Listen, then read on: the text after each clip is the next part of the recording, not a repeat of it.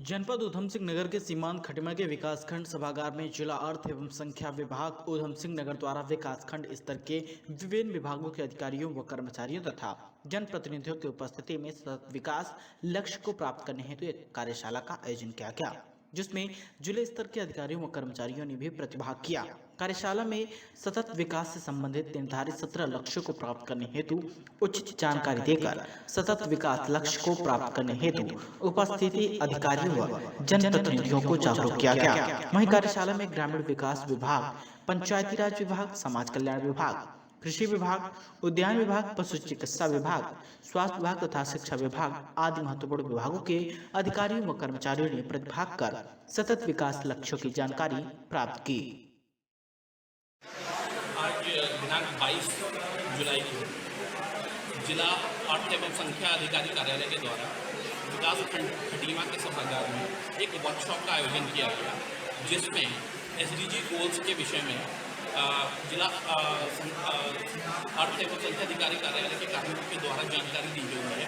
जो ये 17 गोल्स हैं, उनके विषय में हमें वर्कशॉप में जो हमारे 17 गोल्स हैं विभिन्न विभागों से संबंधित हैं, उनके विषय में जानकारी दी गई है तथा यहाँ विकासखंड स्तर के विभिन्न विभागों के समस्त अधिकारियों को आमंत्रित किया गया था ताकि वो इस कार्यशाला में प्रतिभाग कर सकें और एसडीजी गोल्स के विषय में उचित जानकारी प्राप्त कर सकें। इस कार्यशाला का उद्देश्य यह था कि यहाँ पर हम पहले विकासखंड स्तर पर विभिन्न विभागीय अधिकारियों के मध्य एवं कुछ जनप्रतिनिधियों जिनको भी आमंत्रित किया गया था उनके मध्य में हम एसडीजी गोल्स के विषय में जागरूकता का प्रसार कर सकते हैं। एसडीजी गोल्स इंग्लिश में हम सस्टेनेबल डेवलपमेंट गोल कहते हैं, जो कि सतत विकास लक्ष्य है। यह एक ऐसी अवधारणा है जिसके अंतर्गत विभिन्न विकासात्मक गतिविधियों को 17 गोलों में डिवाइड किया गया है। जैसे उदाहरण स्वरूप पहला जो गोल है वो हमारा गरीबी उन्मूलन से संबंधित है और इसका मुख्य नोडल विकास ग्रामीण क्षेत्र में हमारा ग्रामीण विकास विभाग है।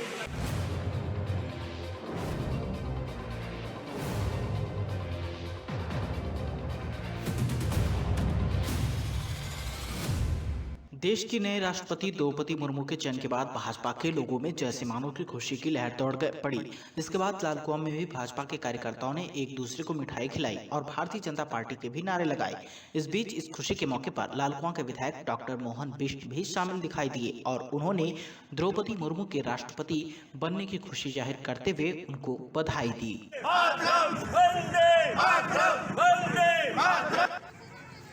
एक बहुत गरीब परिवार की जनजातीय महिला को भारत के सर्वोच्च पद महामहिम राष्ट्रपति के पद पर निर्वाचित होने की खुशी में भारतीय जनता पार्टी के लाल कुआं मंडल द्वारा मिष्ठान वितरण और जुलूस का कार्यक्रम रखा गया है और कार्यकर्ताओं में अपार हर्ष की लहर है और सबको लग रहा है कि भारतीय जनता पार्टी दबे हुए पिछड़े लोग, जो लोग विकास की दौड़ से पीछे रह गए, उन सबको आगे लाने का काम कर रही है। तो इसलिए कार्यकर्ताओं में बहुत उत्साह का माहौल है। भारतीय जनता पार्टी लाल कुआं मंडल की ओर से माननीय राष्ट्रपति जी को हार्दिक बधाई दी जा रही है।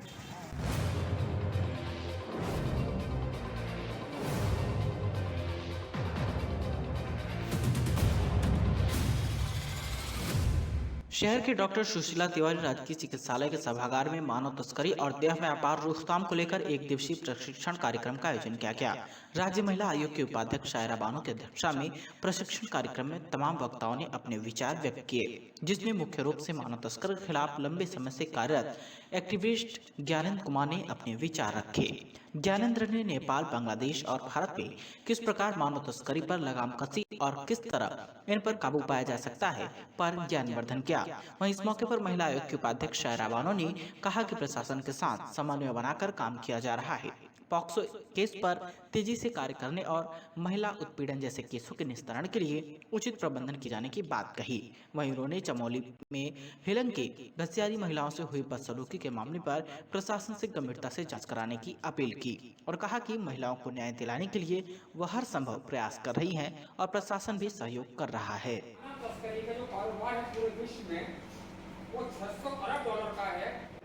देखिए, उत्तराखंड में बहुत तेज़ी से मानव तस्करी बढ़ता चला जा रहा है और आप लोगों को जान के ये आश्चर्य होगा कि जो 10 हिमालयी राज्य हैं उसमें उत्तराखंड मानव तस्करी में नंबर 1 पे आता है, पहले स्थान पे आता है। तो जाहिर सी बात है कि स्थिति बहुत ज़्यादा गंभीर है और यहाँ पर जिन जिन कारणों की वजह से मानव तस्करियाँ हो रही हैं उसमें बहुत सारी वजह हैं, चाहे सेक्स वर्किंग को लेके हों, चाहे वो किसी तरीके के कमर्शियल एक्सप्लॉयटेशन को लेके हों, चाहे वो सेक्सुअल एक्सप्लॉयटेशन को लेके हों। यहाँ पर लगभग हर तरीके की गतिविधियाँ लगातार बढ़ती ही चली जा रही हैं मानव तस्करी को लेकर। तो उत्तराखंड बहुत सेंसिटिव जोन में इस समय चल रहा है और इस पर अगर जल्दी ही कोई काम नहीं किया गया, जल्दी उचित कदम नहीं उठाए गए तो स्थिति बहुत ज़्यादा ख़राब होने की उम्मीद है। देखिए, ट्रैफिकिंग का मतलब क्रॉस बॉर्डर ह्यूमन ट्रैफिकिंग में ही ट्रैफिकिंग का रास्ता ही आता है, जो पूरा रास्ता होता है ट्रैफिकिंग का। कॉरिडोर जिसे मैंने आपको बताया भी अभी कि कॉरिडोर जो होता है वो ह्यूमन ट्रैफिकिंग का एक रास्ता ही है पूरा। और लेकिन कई मामलों में अब ये आने लगा कि उत्तराखंड ट्रांजिट पॉइंट भी बना है, कई मामलों में डेस्टिनेशन भी बना है, तो उत्तराखंड इन चीज़ों में बढ़ता चला गया है। जो हमारी बच्ची भाई देखिए, गरीबी यूनिवर्सल फैक्ट है, लेकिन जो हमारी सरकारी स्कीमें हैं उनका ठीक से मतलब मूल्यांकन, मतलब ठीक से उनको इम्प्लीमेंट नहीं किया गया है, तो आम आदमी तक उसका लाभ नहीं पहुंच पा रहा है। जो हमने सरकार ने जो अपनी पॉलिसीज़ बनाई हैं उनका लाभ आम आदमी तक नहीं पहुंच पा रहा है, ग्रास रूट पे नहीं पहुंच पा रहा है। हेल्थ एक बहुत बड़ा इशू है, अपॉर्चुनिटीज़ एंड एम्प्लॉयमेंट तो इसका बहुत ही बड़ा कारण है उत्तराखंड के संदर्भ में कि बेरोज़गारी इतनी ज़्यादा बढ़ चुकी है कि मानव तस्करी के लोग मतलब असुरक्षित पलायन कर रहे हैं और मानव तस्करी की तरफ जाकर धकेल दिए जा रहे हैं। वो बिल्कुल चिंता है और इसलिए हमने 1 दिवसीय प्रशिक्षण कार्यक्रम रखा है और ये मानव तस्करी को लेकर है और इसमें देह व्यापार को रोकना है और किस वजह से होता है, किस कारण से होता है मानव तस्करी, उसका प्रशिक्षण ज्ञानानंद कुमार दे रहे हैं। और इसमें बहुत से लोग आए हुए हैं और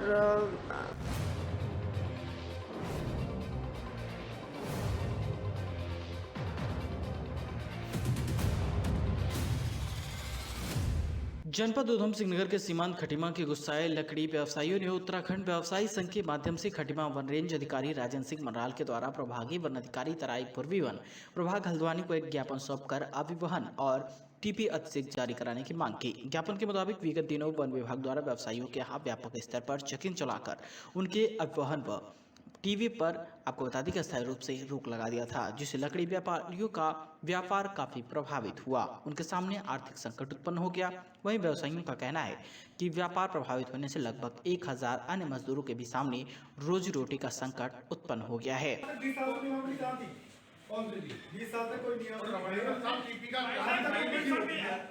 रवन्ने के ऊपर तो लिखी होती है इतना ट्रांजिट शुल्क दिया, ये टीपी ली, इस डेट। हमारे यहाँ वन विभाग वालों ने बाहर की टीमों ने छापे मारे, चेकिंग करी, उसके बाद जो है कोई हमारे यहाँ अवैध माल नहीं मिला इन लोगों को।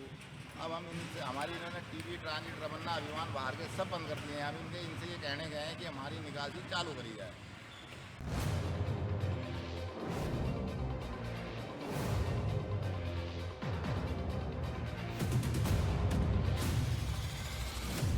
आखिरकार 12 वर्ष के लंबे इंतजार के बाद प्रधानमंत्री आवास योजना के तहत गरीबों को आवास आवंटित हो गए, जिसमें 10 दिव्यांगों को वरीयता दी गई है। आवास आवंटन प्रक्रिया के दौरान लाभार्थियों के चेहरे पर खुशी देखने लायक थी। तालियों के गड़गड़ाहट के बीच लॉटरी सिस्टम से आवास आवंटन प्रक्रिया के बीच लोगों में गजब का उत्साह और खुशी दिखाई दे रही थी। 100 आवासों में 37 आवास लॉटरी सिस्टम से बाहर रखे गए थे। ये वह लाभार्थी थे जिन्होंने 2010 में जब इस योजना की शुरुआत की गई थी तभी आवेदन कर दिए थे। ऐसे लाभार्थियों की संख्या 27 थी, जबकि 10 दिव्यांगों को पात्रता की सूची में वरीयता देते हुए उनको आवास दिलाया गया। इस अवसर पर विधायक डॉक्टर मोहन सिंह बिष्ट, पूर्व कैबिनेट मंत्री हरीश चंद्र दुर्गापाल, पूर्व विधायक नवीन्द्र चंद दुमका, नगर पंचायत अध्यक्ष लालचंद सिंह अधिशासी अधिकारी, पूजा, पूर्व चेयरमैन रामबाबू मिश्रा, रविशंकर तिवारी, नारायण बिष्ट, संजीव शर्मा, विनोद श्रीवास्तव सहित कई लोग उपस्थित थे।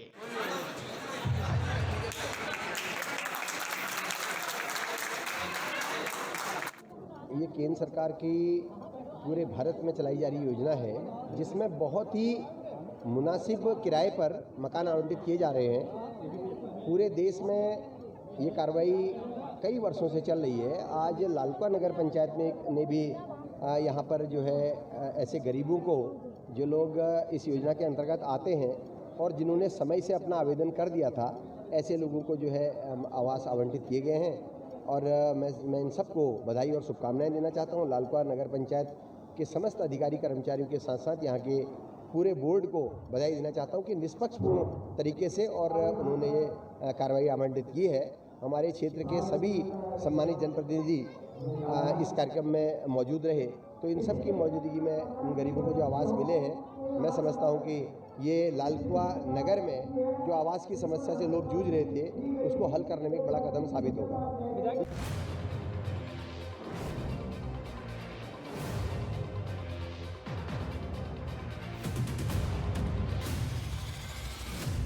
शहर के डॉक्टर सुशीला तिवारी राजकीय चिकित्सालय में तैनात आउटसोर्स नर्सिंग स्टाफ जिन्हें कोरोना वॉरियर घोषित किया गया है, अब वे अपनी 4 माह के बकाये वेतन के लिए कार्य बहिष्कार पर उतर आए हैं। शुक्रवार को नर्सिंग स्टाफ का काम छोड़कर परिसर में एकत्र हुए और सरकार और अस्पताल प्रबंधन के खिलाफ जमकर नारेबाजी की। नर्सों ने नाराजगी व्यक्त करते हुए कहा कि पिछले उन्हें 4 माह से वेतन नहीं मिला है। कोरोना काल में उन्होंने अपनी उस वक्त सेवाएं दी जब आपको बता दी कि कोई काम करने को राजी नहीं था और अब उनसे सौतेला व्यवहार किया जा रहा है। अस्पताल प्रबंधन उन्हें धमका रहा है, यदि काम नहीं करना चाहते तो नौकरी छोड़ दो। वहीं इस बारे में भी अस्पताल प्रबंधन ने नहीं बताया कि पहले जिस कंपनी के साथ नर्सेस को रखने का अनुबंध था उसका भी अब कॉन्ट्रैक्ट खत्म हो चुका है, जिससे उनमें नाराजगी है।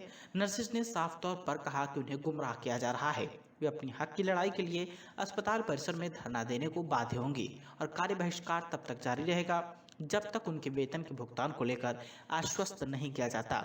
इधर इस पूरे मामले में मेडिकल कॉलेज के प्राचार्य डॉक्टर अरुण जोशी का कहना है कि ABSM आउटसोर्स एजेंसी का सरकार से अनुबंध था, जिसके अंतर्गत इन नर्सों को नियुक्त किया गया था, जिसका कॉन्ट्रैक्ट 31 मार्च को खत्म हो चुका है।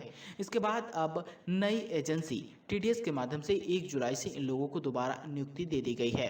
अब पिछले वेतन के भुगतान के लिए सरकार से वार्ता चल रही है। सर ने हमसे ये बोला है कि आपका सैलरी की बात हो रही है। जब भी उनके पास आते हैं वो यही बताते हैं कि काम हो रहा है। हम मानते हैं कि काम हो रहा है, पर सर हमें ना दिक्कत अब हो रही है। कल की हमें टेंशन नहीं है क्योंकि कल चाहिए सैलरी हमारी आ जाएगी, लेकिन आज के टाइम पे हमारे साथ वाले बहुत सारे ऐसे लोग हैं जिनको रूम से निकाल दिया है। वो कहाँ जाएंगे? सब इतने दूर दूर से यहाँ पे रहने आए हुए हैं, वो लोग क्या करेंगे? अप्रैल से हमारी सैलरी नहीं आई है, ये चौथा महीना चल रहा है। हम लोग सर इसी होप में है कि हमारी सैलरी आ जाएगी। वो 2-3 महीने की सैलरी तो हमारी बस इसमें चलेगी, रेंट वगैरह में या सब किसने उधार ले सब वो चीज़ों में हमारे पास बचेगा ही क्या। आपका नाम? हिमांशी।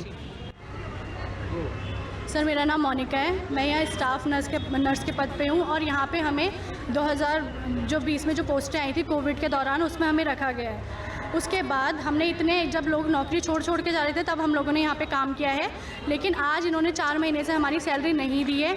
उसके बाद हम लोग जब भी पूछने जाते हैं पर बस आश्वासन देते हैं कि आ जाएगी बोल के हमें बार बार भेज देते हैं। हम लोग कल भी गए थे, कल भी इन लोगों ने यही बोला है। उसके बाद आज हमारे पास इतने पैसे भी नहीं है कि हम अपने ऑटो का किराया दे सकें। हमारे बच्चों की स्कूल की फ़ीस नहीं जा रही है, हमारे मकान का किराया नहीं जा रहा है। हम जब भी इनके पास जाते बोलते सैलरी आ जाएगी, तुम लोग फिक्र मत करो। और आज अगर हमने स्ट्राइक किया तो बोले तुम्हें कल से निकाल देंगे। हम लोग गए इनके पास तो बोला जा रहा है कि तुम्हारी हॉस्पिटल को कोई ज़रूरत नहीं है और हम तो इंटर्न से भी काम चला लेंगे। कल जब तक हमारी ज़रूरत थी कोरोना काल में, तब तक इन लोगों ने हमें हाथ जोड़ के भी बुलाया। आज हमसे बोला जा रहा है कि तुम्हारी ज़रूरत नहीं है, तुम्हें जो करना है करो, कल हम तुम्हारे नाम का लेटर निकाल के तुम्हें निकाल देंगे।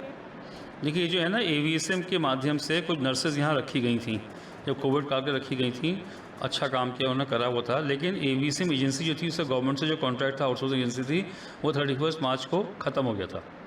उसका इश्यू क्या था कि उनका आगे होना है। इन लोगों ने काम करा, अप्रैल में किया, मई में किया, जून में, कई बार मिलने भी आए थे कैसे होगा क्या होगा। तो इनको बोला कि गवर्नमेंट का प्रस्ताव गया हुआ है, क्या होना है क्या नहीं है, उसका विचार गवर्नमेंट कर रही, जो भी आएगा उस सभी स्पष्ट निर्देश आने बाकी हैं अभी। फिर गवर्नमेंट की तरफ से आया कि इनका जो नया रिक्रूटमेंट का हो गया है, तो 1 जुलाई से इनका जो था एक नई एजेंसी आई है TDS के माध्यम से इनका रीअपॉइंटमेंट कर दिया गया है। ठीक, अब जो काम कर रहे हैं अच्छा काम कर रहे हैं। बात आता है अप्रैल मई जून के पेमेंट की। गवर्नमेंट को लिखा गया जैसे वो निर्देश देगी कैसे करना है क्या करना है, वो कहता है हमको आज ही गारंटी दो, वो हम नहीं कर सकते हैं। एट द सेम टाइम वो कह रहे हैं कि हम हड़ताल पर जाना चाहते हैं। तो हमने कहा कि भाई हड़ताल पर ना जाओ, अस्पताल काम सफ़र करेगा, ऐसा नहीं कि हड़ताल पर जाओ, things might go against you, तो better be careful about this. मतलब हड़ताल पर जाना तो एकदम अस्पताल की सर्विस पर रैंसम पर नहीं सकता, अब आज समय से मैं नहीं जाऊँगा, ऐसा नहीं है। तो कह रहे हमको अश्योरेंस आज ही चाहिए। मैंने गवर्नमेंट को लिखा हुआ है, आज फिर भेज देंगे, पहले भी कई बार गया, फिर हो जाएगा, ये परेशानी है। और ये सिर्फ यहीं की समस्या नहीं है, दून की भी है, श्रीनगर की भी है, अल्मोड़ा की भी यही है। तो जो भी होगा सबके लिए एक ही निर्णय होगा, वैसा होगा और अच्छा काम करने वाले हैं। क्या कारण होता है? नहीं है, अब 1 जुलाई से तो क्या रिक्रूटमेंट का कर दिया गया है, क्योंकि जब एजेंसी वाइंड अप कर दी गई थी तो 2 इश्यूज है कि इनको रखा ही क्यों गया, तभी क्यों हटाया गया था। ये भी इशू था। लेकिन अस्पताल की सर्विस ताकि चल सकें, वो चलें, तो इनको इस्तेमाल करा गया।